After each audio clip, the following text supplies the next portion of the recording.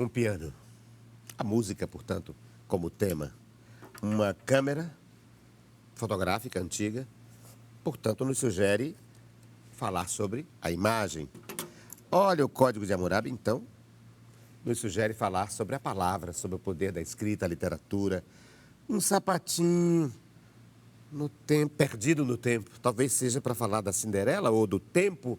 Aliás, a Cinderela e tempo tem tudo a ver, né? Porque a Cinderela é escrava do tempo, né? Da meia-noite. E um CD. Portanto, o tema seria música, ou será música. Um CD do nosso dialogador de hoje, que me trouxe também um livro, Bens Culturais e Direitos Humanos, para falar, acho eu, de cultura, de política pública para a cultura, etc, etc, etc.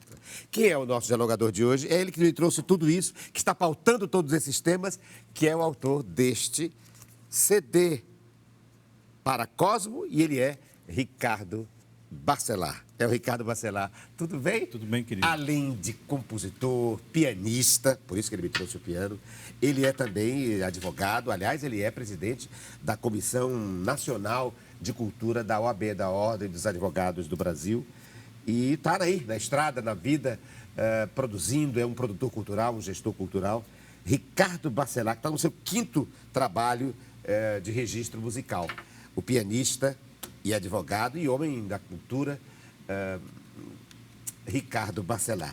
Uma conversa de Ricardo para Ricardo hoje. Ricardo Guilherme e Ricardo Bacelar. Bacelar, começamos por onde? Pelo piano? Começamos pelo piano. Eu acho que a gente associa Sim. você ao piano. Sim. Por que o piano pautaria em você? A sua música, a música que você ouve, as suas influências, enfim, o piano. O piano para mim foi o início de tudo, né? Eu comecei a estudar música com 5 anos de idade, não é? E a minha família, meu pai é pianista, né? E eles me colocavam no colo. Uhum. E eu já muito novo, eu ficava encantado Fascinado pelo piano. com aquelas som, né? Ele toca jazz, né? Um pianista de jazz. E eu ficava encantado com aquilo, né? E eu fui me apaixonando pelo piano, e até hoje sou apaixonado. E você toca, que pianista você é? É o pianista clássico, o pianista de formação, música popular? Eu tenho uma formação clássica, mas eu me considero um pianista de jazz, assim, improvisador, uma pessoa que busca linguagem, sabe? Eu fico experimentando o tempo inteiro. Já tem muitos anos que eu busco muito fazer experimentações, buscar linguagem, né? Assim, eu já estou no meu 5º trabalho, solo. Tinha um Hanoi, que era um grupo Sim, que eu tinha. aquela banda dos anos 80, dos né? anos 80, né? Hanoi. E eu venho fazendo discos solos desde 2000, né? Estou no 5º, esse é o 5º disco. Já estou preparando o 6º, comecei a gravar semana passada, o 6º Com disco. composições suas? Algumas composições minhas e releituras de composições de outras pessoas também. É. Eu estou ainda no meio da pré-produção e gravação, já comecei a gravar. Mas qual é o universo das releituras e qual é o universo do compositor, da composição sua? Eu mesclo. Eu mesclo um pouco de música instrumental com música que eu canto. Comecei a cantar não tem muito tempo, que eu canto, porque eu sou pianista, eu sou um instrumentista que descobri o canto, né? Mas quando eu falo do universo, é conceituar que música você... É o jazz, é o blues? Eu gosto muito de música brasileira e misturar essa música brasileira com o jazz, com a música africana, né? Eu acho que comida é muito parecido com a música. Você bota uma pitada de coisa, você bota uma pitada, então você faz alguma coisa diferente. A música eu gosto muito de colocar. Eu fiz um disco, meu penúltimo disco, chama Sebastiana. Eu gravei nos Estados Unidos. E eu coloquei no dentro do estúdio, junto com o César, que é o produtor que me deu essa ideia, músicos latino-americanos, né? Não tinha poucos brasileiros, a maioria, 90% eram músicos latino-americanos, tocando música brasileira. Então, um trazia um sotaque do Chile, outro trazia um sotaque do México, outro trazia sotaque da Argentina. Então, você vê os músicos latino-americanos tocando música brasileira, já é uma forma... É como eles chamam de dicção, né? A dicção a pegada de cada músico, trazendo o respaldo cultural. Eu acho que a música, ela tem que sempre lhe surpreender, sempre. Sempre que você escuta alguma coisa, ela tem que... Se não lhe surpreende, você fala assim, eu já vi isso em algum lugar, ou então não lhe interessa. Simplesmente você olha para o lado e aquilo não te interessa. Quando a música ela traz uma informação, traz uma linguagem, traz alguma coisa diferente, o diferente não quer dizer carnavalesco ou pirotécnico. É um diferente que traga alguma contribuição. Uma produção de um saber novo. Que traz uma contribuição, né? Então, eu valorizo muito isso, sabe? A produção, né? E já trabalhei com muitas pessoas na minha carreira, Dinardo, Lulu Santos, Luiz Melodia, Erasmo Carlos. Assim, eu já participei E como a sua músico. música é, então, essa música popular, chamada música popular brasileira? Eu Acha? acho. Eu Vamos acho. ouvir, então, né? Vamos. Vamos ouvir um trecho do Paracosmo, para a gente conhecer Agora estamos conhecendo o músico, mas conhecer a música, um pouco da música do Ricardo Bacelar. Olha que bonito.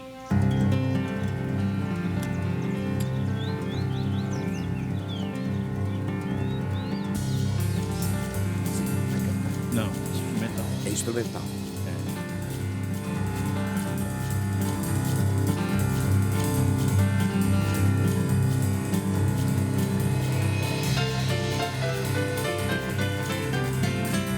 Que bonito.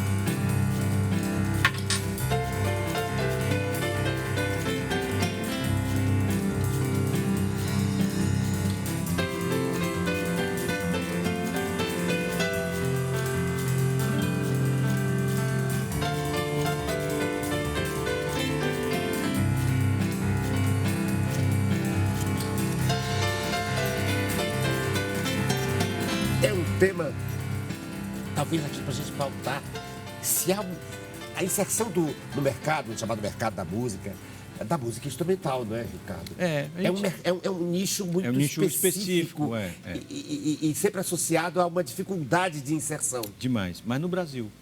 Porque no resto do mundo, né? Esse meu trabalho, o trabalho instrumental, vem tendo muito êxito nos Estados Unidos, né? E no Japão. Né? Você acha que a educação daquele ouvido de lá, para ouvir um músico tocar sem que alguém cante? É porque já faz parte da cultura, né? E a nossa é a do cantor. A nossa é do cantor. É a do rádio. Que é legal também, que é ótimo. Legal também. Mas tem que ter espaço para outras coisas. E lá, por exemplo, esse disco, ele concorreu ao Grammy Awards, que é o Grammy americano, e o Grammy latino. E o meu disco passado, que é o disco instrumental, ele ficou entre os 50 álbuns mais executados nos Estados Unidos, nas rádios de jazz dos Estados Unidos. Um cearense, um brasileiro, né? Mas tocava em mais de 40 rádios americanas. Então. E é engraçado, porque a música é uma linguagem universal que não exige a compreensão, né? Não vai para o raciocínio. Você simplesmente ela gosta. nos toca, independente de quem esteja, não é? Você escuta e aquilo ali... Ela não é uma fala específica. Exatamente, ela é muito subjetiva. Então pode bater de mim de uma forma e você em outra, né? Mas quando é uma música, uma coisa de qualidade, ela tem muito mais possibilidade de ter êxito das pessoas gostarem. Quando uma música é ruim, ela é ruim. Simplesmente é mal feita, a pessoa é desafinado, ou sei lá o quê. Você acha que... Isso não é um tipo de elitismo, né? Não é. Mas eu acho que tem que ter um mínimo, né? Acho que a gente vive hoje uma crise na música brasileira, a música está horrorosa, né? A música brasileira está muito... Tá, assim, a gente não vê, assim, a gente tem que catar assim, o que é que a gente encontra de bom, porque realmente são coisas que eu chamo de entretenimento. Mas não é música, é uma coisa para a gente ouvir, né? Tem música para você fazer academia, ou para você, sei lá, fazer outra coisa, né? A música, ela vira um objeto terceirizado, uma coisa que não é uma coisa principal, ela é uma coisa que está como pano de fundo, né? Então a gente vive uma crise da música. Adorno, não é? E não a substância da... Exatamente. Então a música ela tem que ser tratada como uma coisa principal. Você tem que ouvir a música, né? E você acha que a música brasileira, instrumental, tem mais potencial de inserção nos mercados internacionais do que a música falada?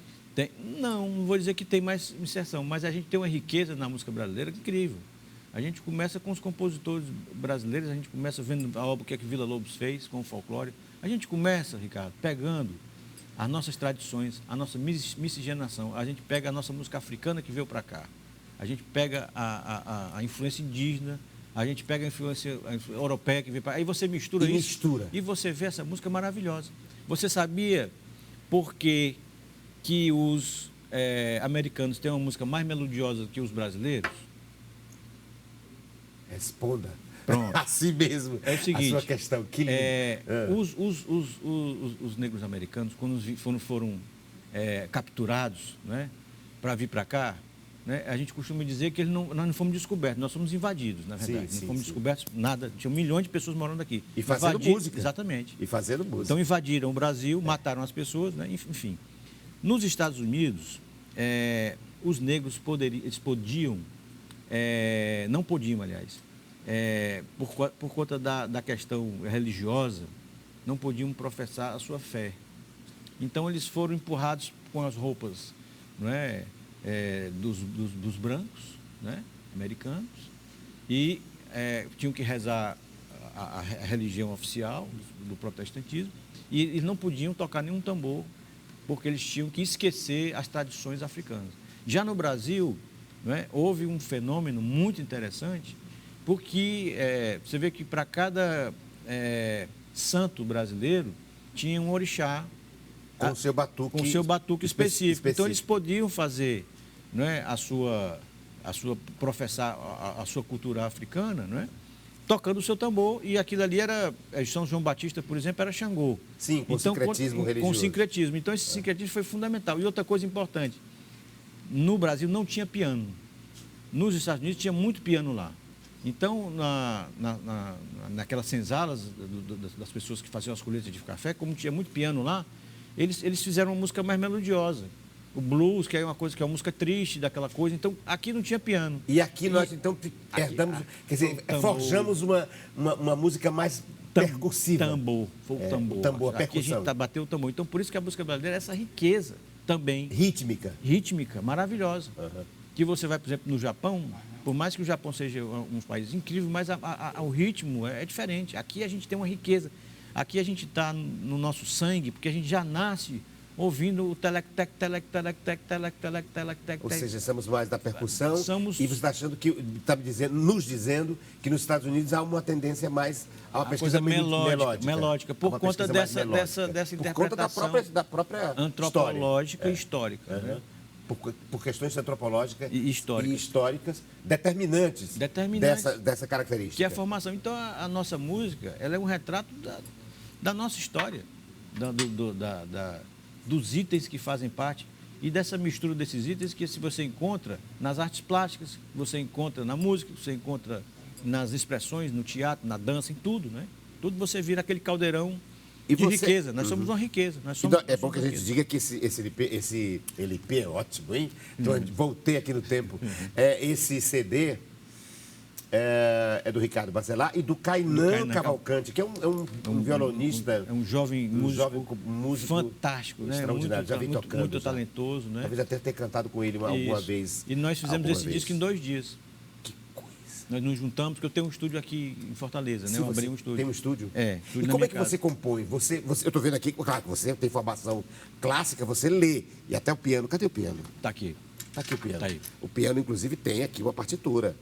Portanto, é alguém que está lendo a partitura. Pressupõe-se que sim. E você trabalha com a partitura? Ou você trabalha com a partitura, mas como é que se faz uma música instrumental? Como é que nasce? Qualquer música, ela nasce. Tem 2 formas de você fazer música. Ou você pega o papel e você vai escrevendo nota por nota, ou você faz a música na sua cabeça. E passa para o papel. Passa para o papel, ou não, nem passa para o papel, já vai tocando. Já vai tocando. A música, ela nasce na cabeça. É como você vai fazer uma coreografia, você imagina aquele movimento que você vai fazer. Na música, você consegue escutar a música na sua cabeça. Eu estava conversando com a minha esposa, que eu fiz um arranjo ontem de uma música que eu estou gravando, e eu imaginei, eu sonhei com o arranjo. Eu acordei com o arranjo pronto, cantando. A gente tem quem é músico há muito tempo, estuda e vive com essa coisa da música muito próximo, a gente adquire uma capacidade de escutar sem ela existir. A gente escuta mesmo, escuta a voz, a gente tem essa possibilidade. Então, você vai experimentando na cabeça. Às vezes, você não precisa nem tocar, você vai cantando na cabeça e aquilo ali vai acontecendo. E não precisa nem ser instrumentista. Não, nem ser qualquer músico. Pessoa pode fazer isso. Qualquer pessoa. Sem formação musical, a música vem. Estou me lembrando aqui, você podia comentar de um fato que aconteceu com o Vila Lobos, já que você citou Vila Lobos, que a esposa dele, que era pianista, a primeira esposa, que dizia, como é que você consegue compor com tanto barulho ao redor? Ele dizia, porque eu não ouço com o ouvido de fora, eu ouço com o ouvido de dentro. Exatamente. Né? Então, quer dizer, mesmo que houvesse um barulho fora, ele estava concentrado internamente. É o ouvido interno. O ouvido de dentro. É o ouvido interno. É o ouvido interno. E é esse ouvido que também... Exatamente. Né, nos guia. Você consegue se conectar. E aí tem a chamada inspiração, Sim. que é uma coisa maravilhosa, e tem também a transpiração, que é você ter o ofício de fazer. O Tom Jobim falava isso. Olha, o compositor ele tem 365 dias no ano para compor. Se todo dia ele comprou alguma coisa, tem dias que ele vai comprar alguma coisa que não serve, mas vai ter um no ano, ou duas no ano, que vão ser coisas maravilhosas. Não, e a transpiração, a meu ver, subsidia Com a certeza, inspiração. exatamente. A inspiração não é algo, Não. é um pássaro que pousa em qualquer lugar. Não. Só pousa em ombro que tem alpiste. Com E certeza. o alpiste é o seu trabalho, que tem suor. Ela vem beber no suor de cada artista. Agora, eu acho que cada pessoa que faz música, cada pessoa que cria qualquer coisa, tem a sua maneira de criar, né? Eu, pelo menos, gosto muito do primeiro jorro de criação. Primeiro impulso. Primeiro de impulso, criação. são os melhores. Se você vai para o estúdio tocar uma peça de piano e você tocou meia hora, não funcionou, vá tomar uma água, volte amanhã, que não funcionou. Agora, os primeiros 5 minutos são os mais ricos, porque ele sai com espontaneidade. A música é espontaneidade, né? A música tem que ser espontâneo. Se você toca a música 10 vezes, 20 vezes, a 21ª vez que você tocar, ela sai sem elan. A primeira é aquela, ela vem com tudo, né? O nosso dialogador de hoje é esse pianista, o compositor Ricardo Bacelar, que, aliás, é cônsul também. Ele é cônsul da Bélgica. Isso. Além de ser presidente da Comissão Nacional de Cultura da Ordem dos Advogados do Brasil, porque ele é advogado, e além de ser compositor. Você também tem um trabalho como cônsul da Bélgica. Eu recebi um convite, né, para representar a Bélgica em 3 estados e eu não sabia assim, desse convite. Me chegou pelo cônsul-geral Mr. Chalier, na época, uns 3, 4 anos atrás. Ele me procurou, olha, eu recebi uma indicação sua, queria ele conversar com o senhor. Aí, tá bom, recebi ele no escritório, ele viu, olha, tem uma... estudaram a sua biografia, queriam lhe convidar para você ser cônsul, não sei o quê, da Bélgica. Aí no começo eu mas como é que é isso? Eu nunca fui nem na Bélgica e tudo. E ele me explicou, é uma representação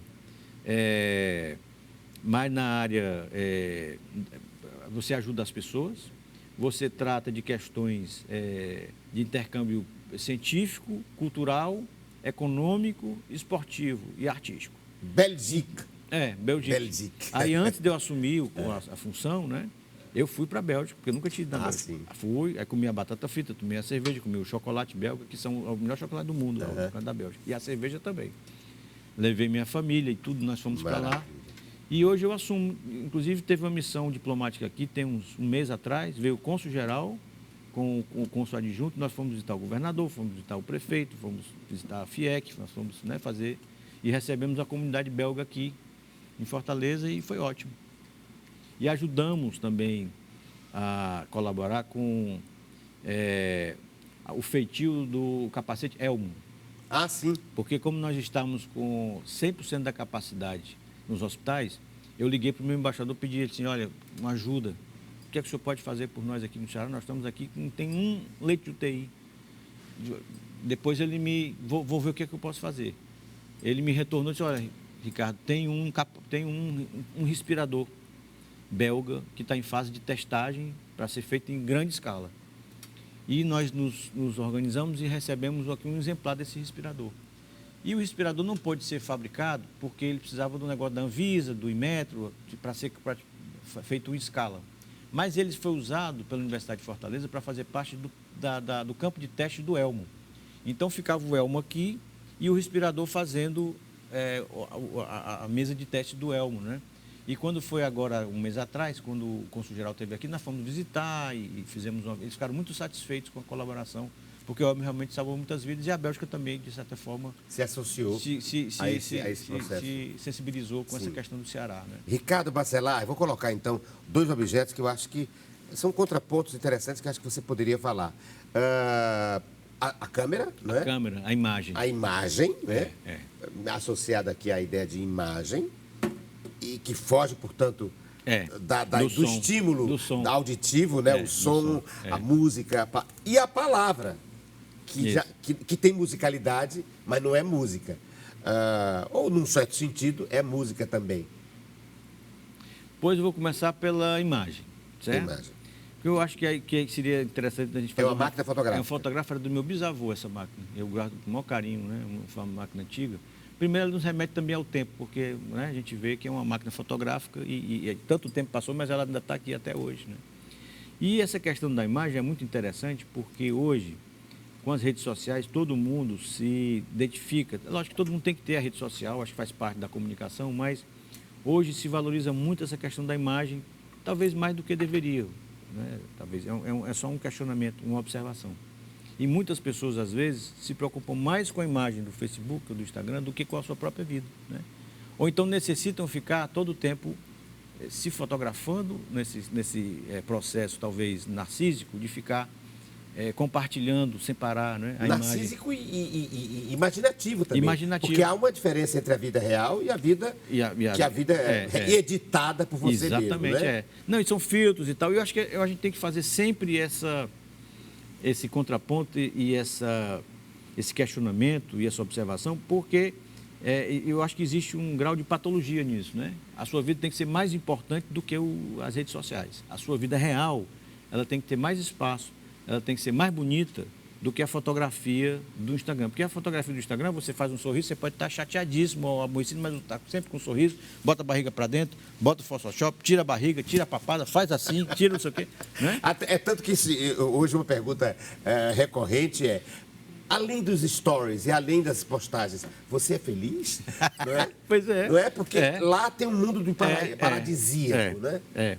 E todo mundo virou influencer, né?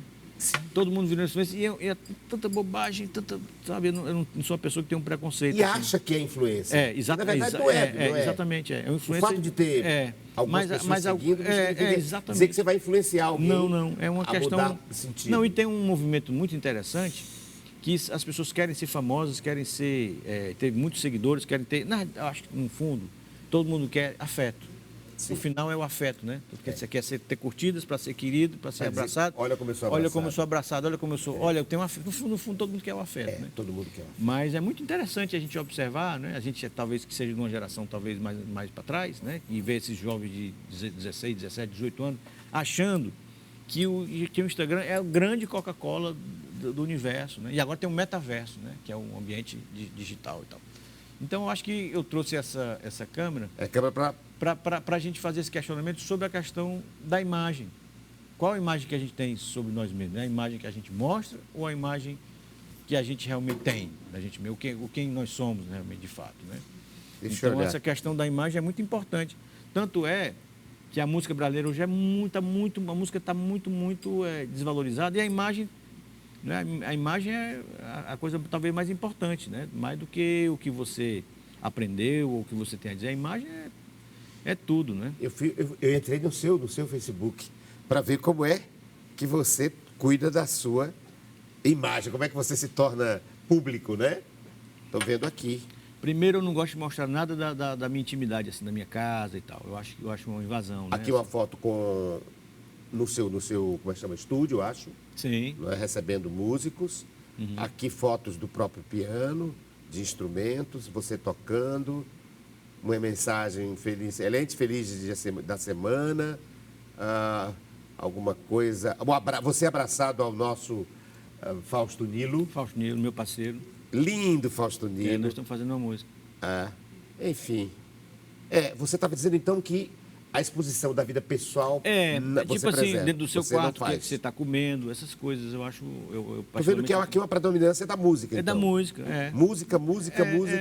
Porque essas coisas. É a sua extensão do extensão, trabalho. Do artista. Exatamente, Mas para você comunicar, enfim. Ricardo Bacelar me trouxe a palavra. A palavra. Me trouxe uma referência à imagem e à palavra. A palavra. Diga, a palavra, nos diga o que é isso aqui. Isso aqui é o Código de Hammurabi. Era uma peça muito querida do meu avô. Né? O Código de Hammurabi. Que é filho desse aqui da máquina. Esse aqui é o avô, bisavô, e esse é o avô. Tá. Esse aqui, a máquina é pai do código. Que é uma réplica do Código de Hammurabi que está no Museu do Louvre. Sim. E remete também ao direito, que é um código, né? Eu vi, Ricardo, uma matéria muito interessante sobre a questão da palavra. É muito interessante essa pesquisa. Eu fiquei também me questionando. Houve um estudo em que o mundo estaria evoluindo e nosso QI estaria diminuindo com o tempo. E teve um pesquisador americano que deu uma excelente contribuição e uma reflexão. Por quê?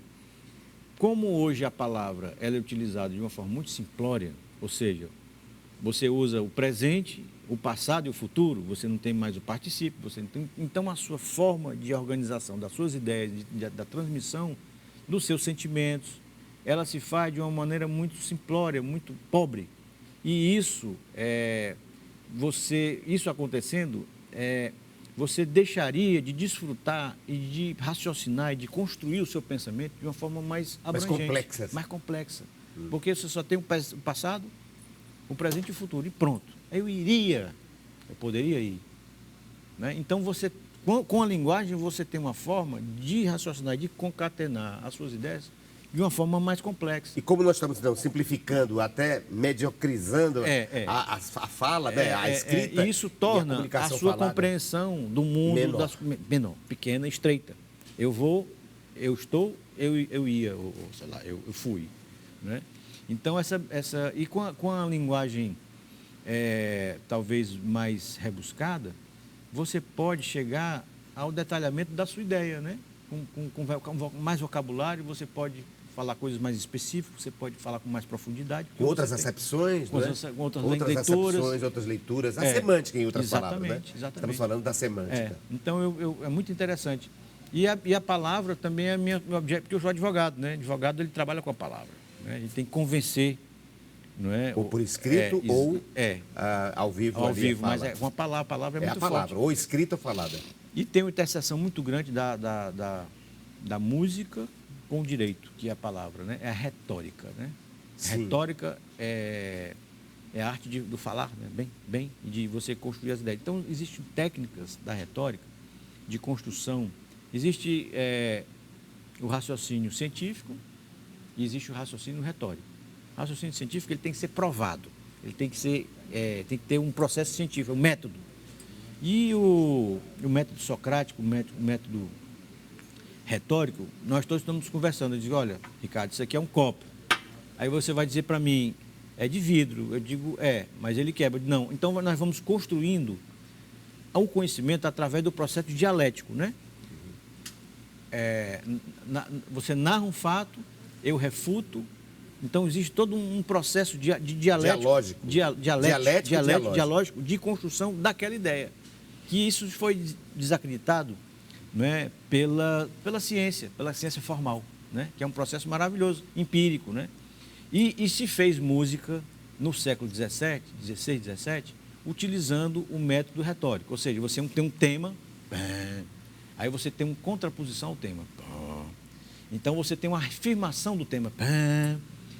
Então, existem técnicas de comunicação e de exposição das ideias. A técnica de composição. Que foram feitas em cima das técnicas de narração da retórica. Que tem aí, para chegar na conclusão, você tem narratio, confutatio, tem uma série de palavras em latim. Seria a transubstanciação pela música de alguma coisa que era falada e contada. Olha, vamos continuar falando com o nosso dialogador, porque afinal de contas ele nos trouxe palavras tão pertinentes, não é? A palavra diálogo, né? A palavra dialética, e ele citou Sócrates com o método da pergunta, mas a pergunta mais importante do que a resposta, no sentido de que a pergunta é que nos faz pensar, questionar, e que isso se traduz também musicalmente. É um pouco isso, mas eu vou ao nosso tema, o nosso encontro no próximo segmento com o dialogador de hoje.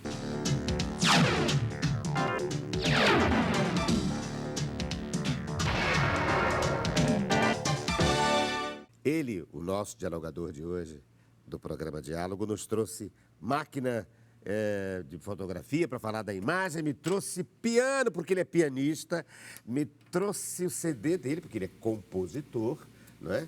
De música instrumental. E quem é ele? É Ricardo Baccelard, o advogado, o cônsul da Bélgica, e que é também diretor-geral, digamos assim, é um presidente da Comissão Nacional de Cultura da Ordem dos Advogados do Brasil. O advogado e o compositor em um só.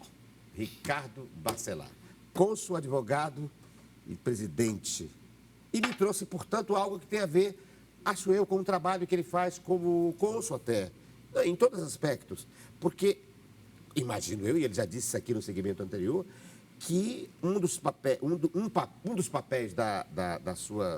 do seu consulado é exatamente promover intercâmbios culturais, promover ações culturais.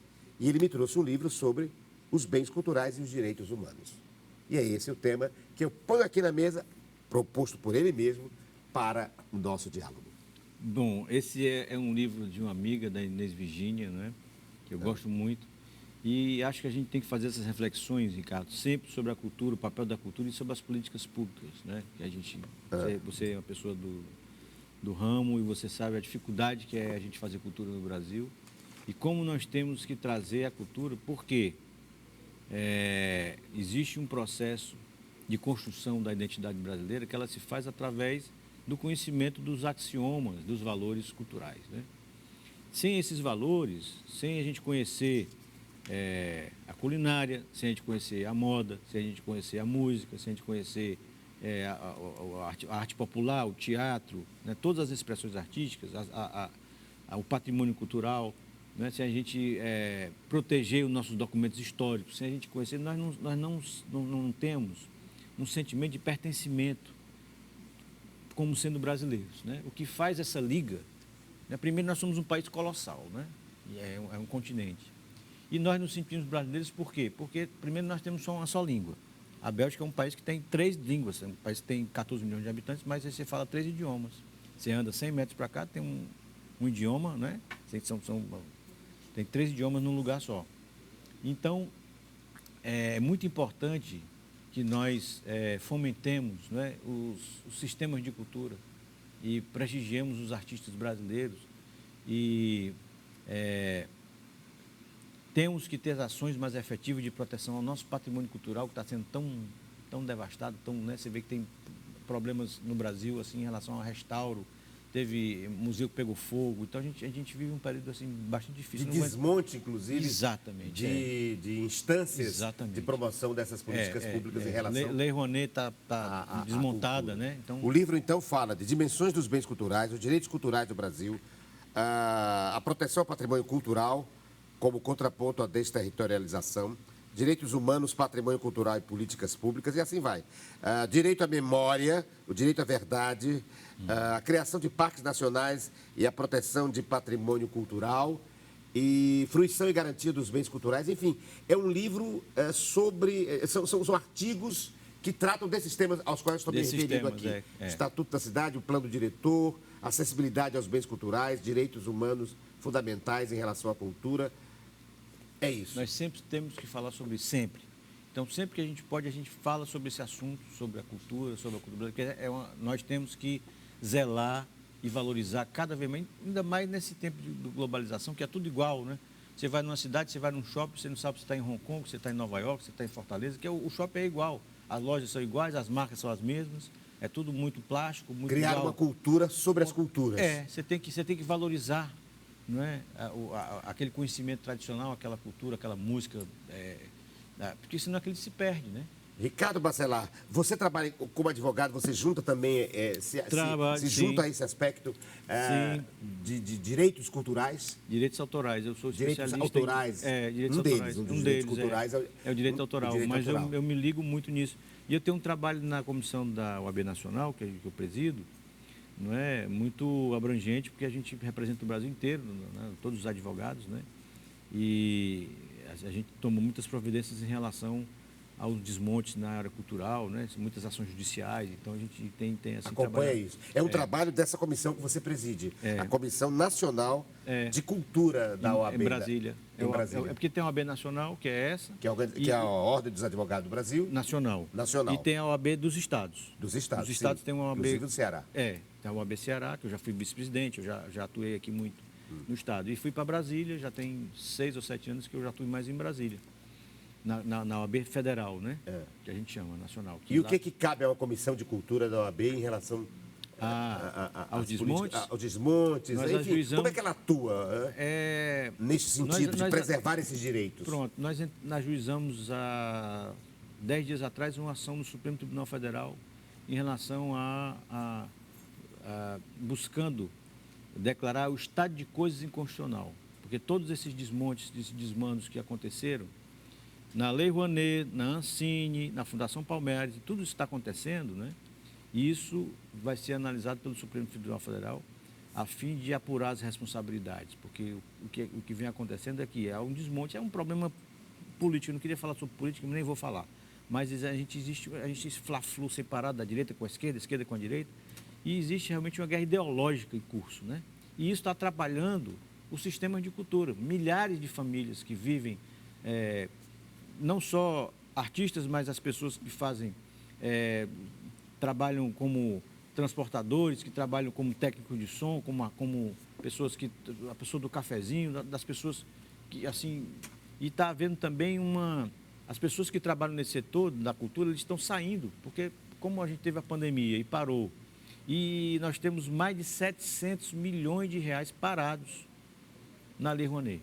Mas esse desmonte é um desmonte, digamos, ligado ao pensamento da direita. Sim. Porque foi um desmonte do Ministério da Cultura, Exatamente. o desmonte dos apoios de lei, de renúncias fiscais que produziam patrocínios. Como a gente chama, é de caso pensado. É de caso pensado, não é?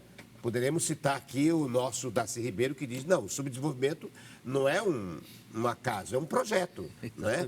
Não é uma crise, é um projeto pensado para se criar o desmonte. A narrativa contra os artistas, contra os pensadores, contra as pessoas que pensam, que tem um público, né? E os artistas têm um público, são inimigos da direita, talvez, porque tem um poder de convencimento. De convencimento, de envolvimento, de conscientização, não é? Um papel social da arte. Então, nós estamos vivendo esse momento no Brasil. Ricardo Bacelavos, antes do objeto de surpresa, você me trouxe um surpreendente. Não é surpresa porque já estava aqui, mas é surpreendente. Um sapatinho. Isso aqui parece. Me lembrei da Cinderela, que esquece o sapatinho. Isso aqui... Porque parece uma. Como é que chama? Parece não, é uma. Como é que chama? Isso aqui é uma sapatilha. Sapatilha. Uma sapatilha de criança. Bailarina. E a minha filha era muito pequena e a gente mandou fazer. Isso aí é um processo que você deixa ele durinho, mas na realidade era um sapato. Sim, isso aqui era um sapato. Agora. E a minha filha tinha talvez 2 anos e hoje ela vai fazer 15. Então eu quis fazer uma reflexão sobre o tempo, porque quando eu olho para esse objeto aqui, a minha filha era uma criança de colo, né? Uhum. E hoje é uma moça que vai fazer 15 anos de idade. Então, a gente fez uma reflexão sobre a palavra, sobre a música, sobre a imagem. Palavra, a música, a imagem e a política cultural, o piano, etc. E falar sobre o tempo. E agora... você me trouxe então para falar do tempo. Sobre o tempo. Um pé que cabia aqui, hoje foi atravessado pelo tempo e já não cabe mais. Já não cabe mais, é o tempo. Isso aqui ficou cristalizado no tempo, né? E você cristalizou no tempo. E isso transformou no objeto de arte. Sim. Você fez esse endurecimento... É alguma coisa metalizada. Alguma coisa com metal, um processo que você coloca algum metal que ele fica nesse estado aí. Ele vira Mas ele era molinho, era um sapato. Usado, né? Foi muito usado por ela. Pela Maria, que era minha filha mais velha. Né? E quando eu estava pensando nos objetos, eu falei, isso aqui me lembra muito tempo. Né? E o tempo passa, o tempo voa, né? E a poupança bandeirinha... Continua numa boa. Mas o que o tempo, o atravessamento do tempo traz a você? Quer dizer, ver a filha que era criança e agora é uma moça. Ver você que tinha uma idade quando era criança e agora tem uma outra idade. Como é esse atravessamento? Como é você diante do tempo? Eu acho que o tempo é uma coisa formidável, né? Somente existe aquela cultura de você de repente, não ter a idade que você quer ter, as pessoas querem ter menos idade. É normal, né? Você quer ter menos idade do que tem, né? Mas eu acho que as pessoas têm que se preparar para envelhecer, que é uma coisa normal, né? O envelhecimento, a gente tem que chegar no envelhecimento com felicidade, né? Eu acho que isso é muito importante, você chegar com seus 80, 90 anos, né? E essa noção também de tempo, ela está sendo cada vez encarada de uma outra maneira. As pessoas que são 70 anos são jovens, né? Hoje não tem mais aquela coisa de você ter 70 anos, a sua vida estava acabada há 20, 30 anos atrás. Hoje uma pessoa de 70 anos é uma pessoa jovem, né? Com um extremo potencial. Inclusive, dizem que aos 70 anos você está no ápice da sua né? Deveríamos então fazer a tradução do que você está falando com a composição dessas duas imagens, né? O sapatinho da criança, que agora é um adolescente, atravessando o relógio, atravessando o tempo, não é? E o tempo, pelo menos, me trouxe assim muita felicidade, porque com o tempo você começa a enxergar as coisas de uma forma mais clara, você sofre menos com as coisas. Sua visão, inclusive, do tempo se modifica com o tempo. Do amadurecimento, né? De você, inclusive, mudar. Eu aprendo muito com as minhas filhas. Primeiro, eu me digo que eu sou um homem feminista hoje. Eu sou um homem feminista. Por que eu sou um homem feminista? Porque eu tenho uma esposa e 2 filhas. E elas... Benditas sois entre as mulheres. Pois é, e eu vejo que realmente existe um machismo estrutural. Estrutural, né? estrutural. E a minha filha mais velha, e a minha filha mais nova também, elas me dão aula sobre isso. Eu achava que não existia. Não, esse negócio de machismo não existe mais, não existe. E eu realmente mudei o meu pensamento e eu sou um homem feminista. Porque se eu tenho uma mulher, esposa, e tenho 2 filhas de mulher, como é que eu não vou ser um feminista? Se eu não vou lutar pelos direitos das minhas filhas, né? De serem respeitadas, de terem direitos iguais, de terem oportunidades iguais. O tempo nos transformou, nos transforma, não é? E é sempre aprendizado, mesmo de uma pessoa mais velha em relação a uma pessoa mais nova. Eu achava que o feminismo, quando eu era mais novo, eu achava que o feminismo era uma bobagem, era uma coisa que é dos anos 70, de queimar o sutiã. É porque nós somos homens. Quem vive na pele de uma mulher realmente vê que é complicado. Existe realmente essa barreira. E nós temos que falar. Não, e o machismo atravessa todos os gêneros. Com certeza. Todos os gêneros, não só os homens, né, os masculinos. Com certeza. As mulheres também, não é? Porque é uma sociedade, é estrutural. É estruturante, não é? E é preciso, inclusive, que elas próprias também estejam, e estão, né, no movimento feminista. O movimento feminista serve também para isso, para que elas estejam em alerta em relação aos homens, claro, e em relação à educação que dão aos seus filhos, às suas filhas, né? A sua relação com a outra mulher, a chamada sororidade, né? A capacidade de ser solidário com uma outra mulher em função do gênero. E quando a gente fala de feminismo, não é aquele feminismo radical, mas é um feminismo que você ter dimensão, realmente, de que você não... Por exemplo, uma coisa que eu aprendi com a minha esposa e que a gente hoje faz. Quando eu falo para assim, vamos cuidar da casa, eu digo, você me ajuda? Eu digo, não é ajudar. Eu também tenho a obrigação e a responsabilidade de estar com ela. Eu não vou ajudar ela a cuidar da casa. Isso é uma coisa altamente machista. Olha, eu sou um cara legal. Eu ajudo a minha esposa em casa. Você tem que se colocar na situação de dono da casa com ela e vocês se ajudarem. Né? E não você ajudar a sua esposa. Porque eu estou ajudando a minha esposa, parece que a obrigação é dela. E eu sou muito, eu acho que nós temos correto, que vou ajudar. Sou bonzinho. Eu sou bonzinho. Eu ajudo. Eu ajudo. Não, acho que você tem que se colocar na situação. E eu, hoje, é uma coisa que eu aprendi com o tempo.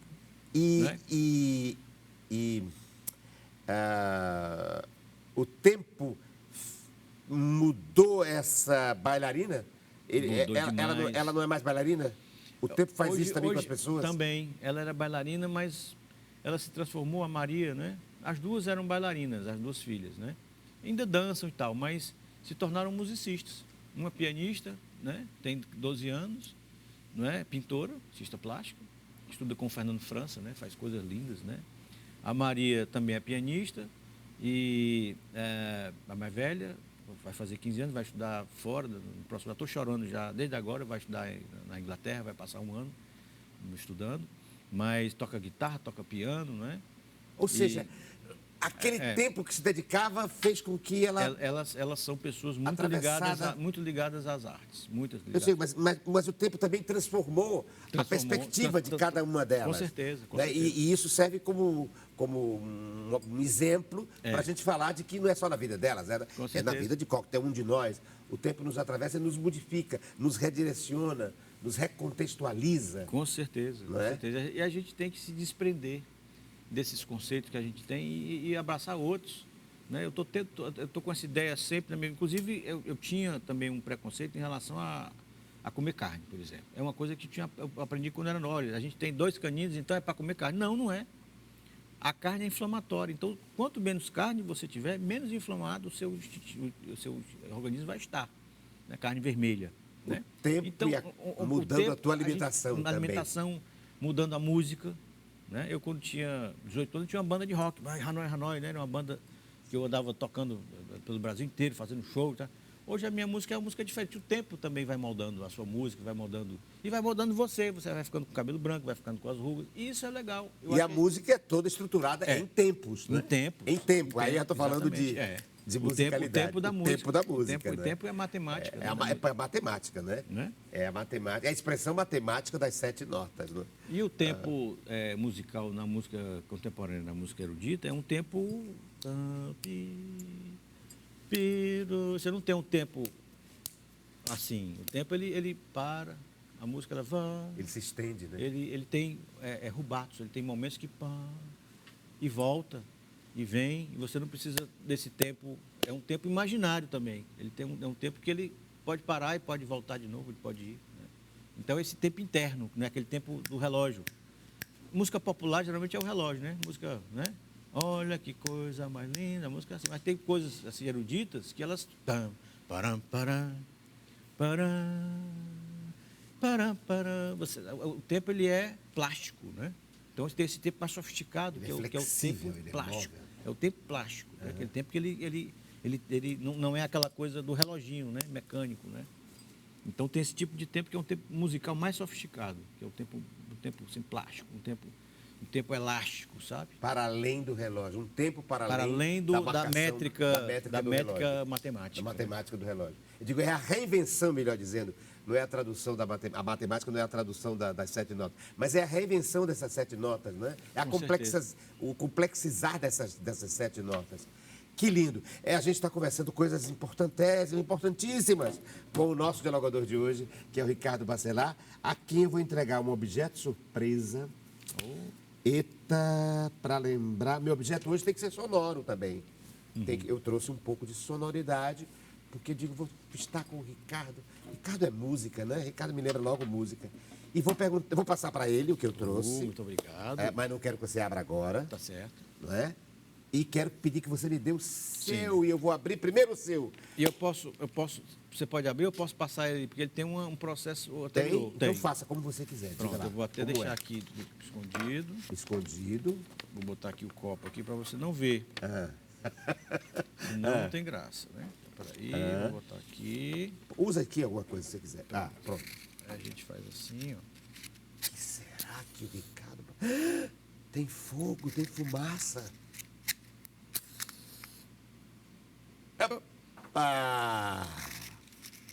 Vamos entregar. Ele está acendendo uma vela. Um pavio ali, acendeu. Para falar sobre a espiritualidade. Olha aqui. Pagou? Não, Pagou. mas a gente acende de novo. Acende de novo. Você me trouxe, então, uma figura... O Buda. Um Buda. É o Buda, agora que eu estou vendo o Buda. Para falar de espiritualidade. Por que não vai? Pronto. É uma vela, né? Isso. Com um pavio. Ai, que lindo. Com a palavra Ricardo Bacelar.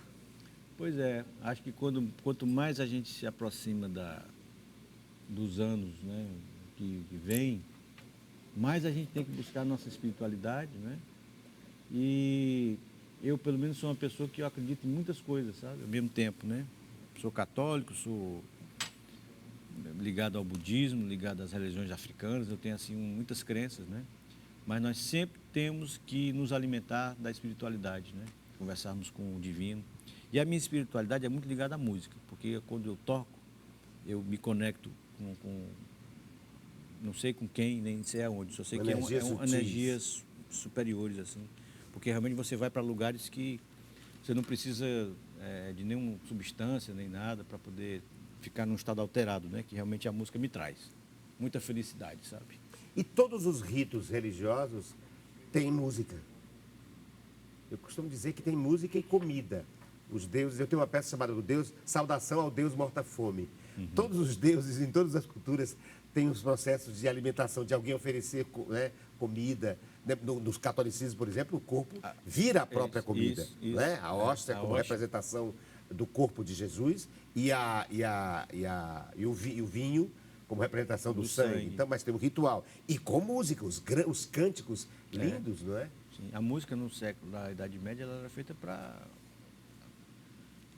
sublimar a Deus, né? A música ela foi feita toda para sintonizar, para se religar, não é? E a música ela traz A Deus. esse estado meditativo, né? Isso ajuda muito a você se concentrar e você orar e você pedir, né? Mas eu tenho uma visão assim muito expandida da religiosidade, porque minha família é uma família de pessoas que estudam, sabe? Minha mãe, meus avós, várias culturas, várias religiões diferentes, né? Meu avô era Rosa Cruz, messiânico, era católico. E você me trouxe o Buda porque é budista? Não sou budista. Eu assim, não posso dizer que eu sou budista. Mas eu acho que é uma representação para mim muito forte, não é? Do desapego, não é? Das coisas e da ideia da não culpa, né? Porque no budismo ele não tem essa ideia de culpa. No catolicismo a gente tem essa ideia da culpa. Tem, o catolicismo porque Deus quis, né? Baseado na culpa. Então eu acho que eu queria trazer essa não culpa, né? Assim, nesse conceito da não culpa, porque a espiritualidade ela não está ligada a essa obrigação ou a essa culpa, né? A espiritualidade está ligada nessa questão da conexão. E eu tenho certeza que você, quando está em cena, né, você se conecta, né, de alguma maneira. Eu achei essa representação, eu gosto muito da imagem de Deus. Eu tenho uma coleção de Budas na minha casa. Eu tenho uma coleção, não sou um budista, mas eu tenho uma coleção de Budas assim. Que eu fui adquirindo. Inclusive fui ao Japão, trouxe 4 imagens. Eu tenho uma coleçãozinha que eu adoro, sabe? E substitui a culpa por qual força? Não tem substituição, né? Deus está dentro de você, né? Deus está dentro de você, não está em lugar. Deus está dentro de você. E isso, de certa forma, para o catolicismo é complicado, porque tem a questão da Bíblia, né? Então é uma outra cultura, né? Não estou dizendo que um é melhor do que a outra ou diferente, mas são visões diferentes, né?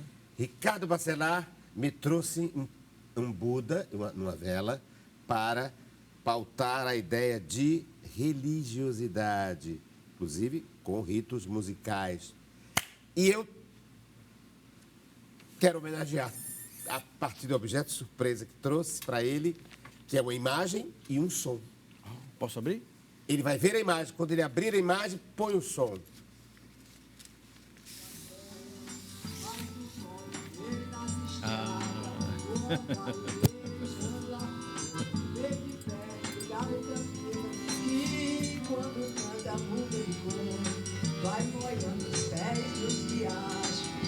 Querida amiga,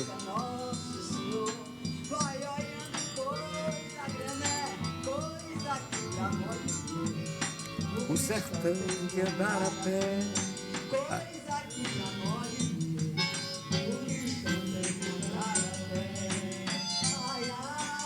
Ai, ai, que bom que é lembrar Isaíra Silvino. E a gente lembra e se emociona. Demais. Porque muito era uma figura tão linda, não é? Demais. Que deixou tantos filhos musicais, não é? Inclusive filhos musicistas, não é? Filhos instrumentistas, não é? Sim.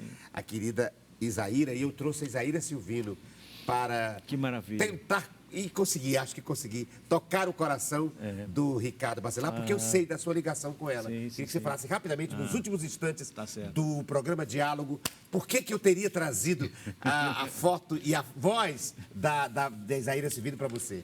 Olha, eu conheci a Isaíra quando era garota, adolescente, e é uma pessoa que me inspirou muito, sabe? Pela forma como ela via a música, né? Ela me ensinou muita coisa sobre o ensino da música para as crianças, sobre a plasticidade do cérebro e das relações do ensino da música com a atividade neurológica, né? Então, é uma pessoa que, através dos anos, assim, troquei muitos carinhos com ela, assim, uma pessoa muito, muito querida, não é? E quando ela partiu, realmente partiu meu coração, realmente. Ela partiu no dia anterior ao aniversário dela. Foi. No dia 14 de agosto de 2021. E eu, então, encerro o programa de hoje lembrando a nossa Isaíra e aproveitando que ele está fazendo aqui, trouxe um símbolo de religiosidade para a gente, né, se concentrar e lembrar dela e esperar, né, para aqueles que têm fé, que ela esteja lindamente, como ela sempre esteve aqui entre nós, né? E ela que era uma religiosa da amizade, não é? Tinha como religião a amizade. E é nesse sentido que eu homenageio a Isaíra e a você também. É uma pessoa bonita. Muito obrigado. é que eu te trouxe. Isaíra Silvino. Obrigadíssimo. Muito obrigado a você. Obrigado, Ricardo. Por Foi um ter prazer. vindo e por ter trazido objetos tão interessantes que pautaram o nosso diálogo, que voltará na próxima semana, às 20 horas, todo sábado, com reprise na sexta-feira, às 19 horas, no canal 5.